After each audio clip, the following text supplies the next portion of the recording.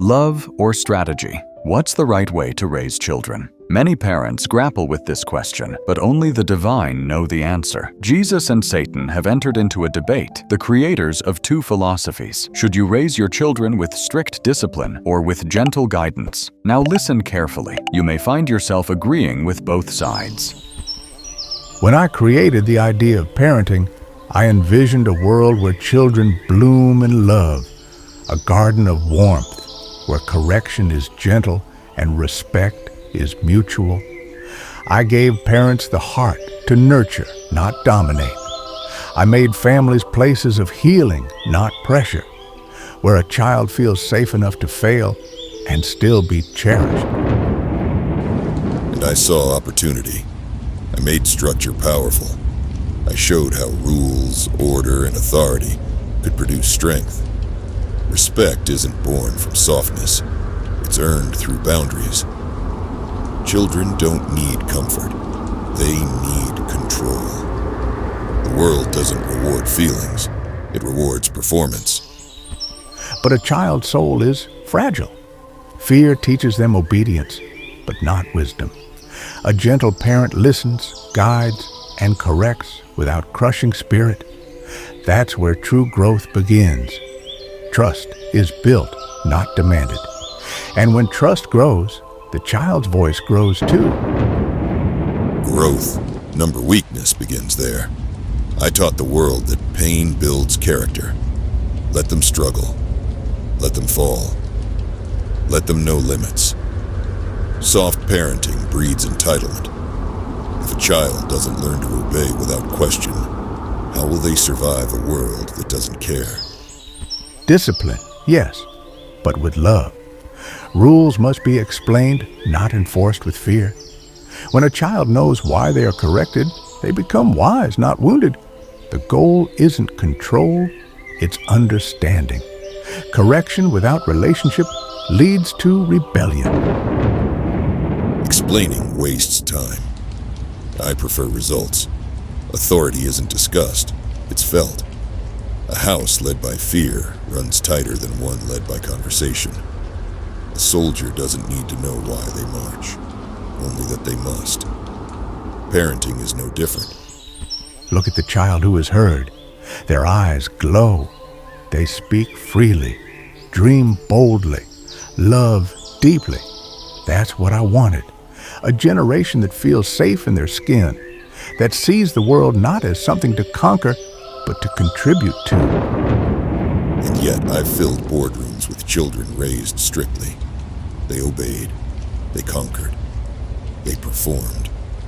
Emotions didn't matter. Outcomes did. I shaped leaders who don't flinch, even if they don't feel. They move forward, while the tender ones hesitate. But at what cost? The silent tears? The inner rebellion? Many call it success. But inside, those children are begging to be loved, not judged. What looks like strength is sometimes just survival. They wear confidence like armor to hide the emptiness.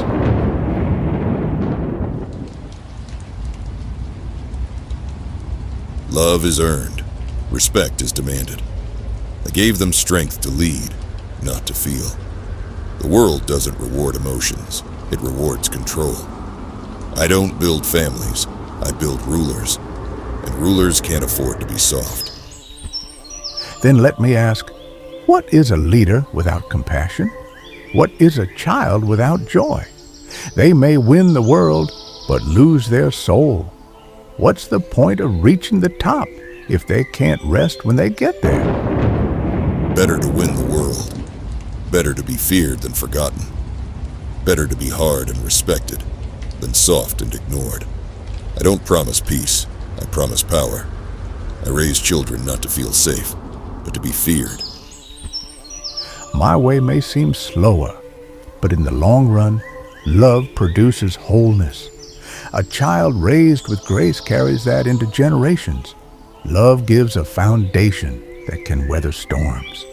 A soft voice, consistently spoken, echoes louder through time than any shout.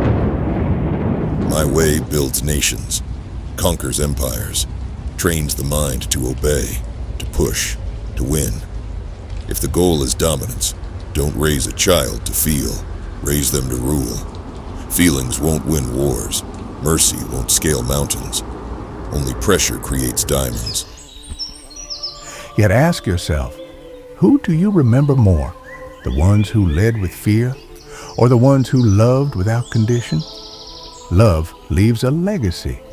A child loved well becomes a parent who loves well. This is how the world truly changes. Fear leaves obedience. Love leaves questions. I don't want legacy. I want control. Control doesn't ask to be remembered. It demands to be followed. The world bends to those who won't ask why, only how far. Imagine the world we could build if every child felt safe enough to be seen. Imagine families where discipline is given with tenderness. That's the kingdom I imagined, not of domination, but of connection. Imagine the power I could shape if every child were hardened early. No distractions, no weakness, just loyalty, obedience, unshakable focus. That's the kingdom I want. One that rules, not one that listens. Now you've heard both. Two eternal voices, two opposing truths, two visions for raising the next generation. Whose side are you on, and why? Drop your thoughts in the comments. And if you want to hear more dialogues between Jesus and Satan on the deepest questions of life, subscribe.